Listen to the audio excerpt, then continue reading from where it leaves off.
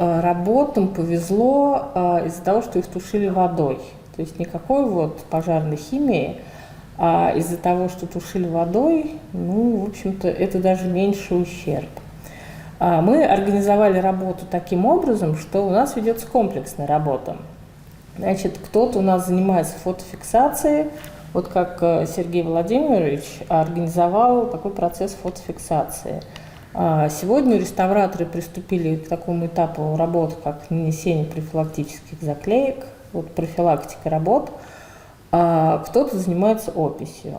Ну, мне кажется, мы осмотрели, наверное, где-то порядка, может быть... Мы сняли около 100 вещей. Около 100, да. Но где-то, да, вот уже да. даже чуть побольше, мне кажется, где-то 120, вот так. Вот. Ну и кроме съемки еще вещи сохраняются до того момента, когда будет принято решение об их дальнейшей судьбе. По крайней мере, мы, уезжая отсюда, мы будем уверены, что с ними ничего плохого не произойдет.